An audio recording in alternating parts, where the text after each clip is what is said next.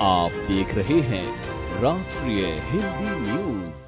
नमस्कार, आप देख रहे हैं राष्ट्रीय हिंदी न्यूज और मैं हूं आपके साथ साविका श्रीवास्तव। रुक करते हैं खबर की ओर। Rape murder case, Mamata Banerjee की राजनीति छवि पर संकट कितना गहरा। ममता बनर्जी ने रेप के मामले को संवेदनशीलता और गंभीरता से हैंडल नहीं किया। कोलकाता के आरजी कर मेडिकल कॉलेज में ट्रेनी डॉक्टर की रेप और हत्या के मामले से पश्चिम बंगाल में राजनीतिक सरगर्मियां बढ़ी हुई हैं। विरोध प्रदर्शन, बंद और हिंसा की घटनाओं के बीच अब प्रदेश के राज्यपाल सीवी आनंद बोस दिल्ली के लिए रवाना हो गए हैं। गुरुवार को भारतीय जनता पार्टी के प्रदेश अध्यक्ष सुकांता मजूमदार और वरिष्ठ नेताओं ने राज्यपाल से मुलाकात कर ज्ञापन सौंपा था।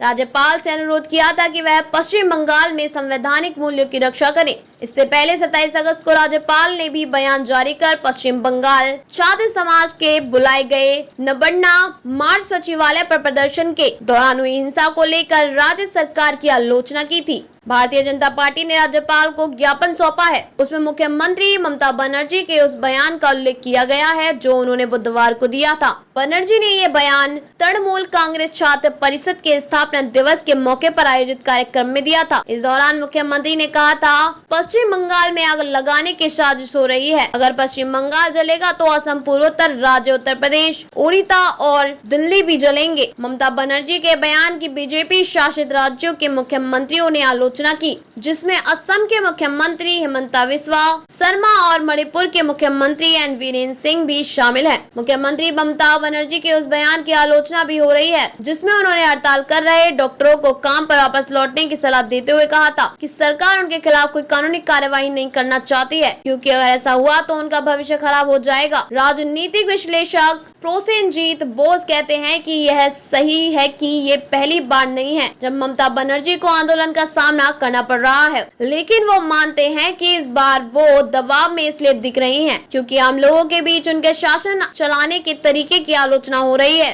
प्रोसेनजीत बोस कहते हैं, महिलाओं के खिलाफ अपराध को लेकर पश्चिम बंगाल सरकार का ये रिकॉर्ड नहीं रहा है कि उसने किसी पीड़िता को इंसाफ दिलवाया हो या फिर इस तरह की घटनाओं को अंजाम देने वालों को कभी कानूनी शिकंजे में जकड़ा हो। बोस कहते हैं कि आरजी कर मेडिकल कॉलेज की घटना के बाद आम लोगों को और खास तौर पर आम महिलाओं का गुस्सा फूट पड़ा, जिसका तृणमूल कांग्रेस के बड़े नेताओं, राज्य सरकार या खुद ममता बनर्जी को अंदाजा नहीं था। उनका कहना है कि जिस तरह से कोलकाता पुलिस की भूमिका इस मामले को लेकर रही, जैसे एफआईआर दर्ज करने में देरी, पीड़िता के माता पिता को गलत जानकारी दिया जाना या फिर घटना में सिविल वॉलंटियर का शामिल होना, ये सब लोगों के गुस्से को बढ़ाता रहा। प्रोसेनजीत बोस ने कहा, कई चीजें एक साथ हुई, जैसे मेडिकल कॉलेज के प्रिंसिपल और अन्य वरिष्ठ प्रशासकों की भूमिका फिर अभियुक्त संजय राय पुलिस का ही हिस्सा है बतौर एक सिविल वॉलंटियर। फिर 14 और 15 अगस्त की दरमियानी रात में आरजी कर मेडिकल कॉलेज में विरोध कर रहे जूनियर डॉक्टर पर जो भीड़ का हमला हुआ,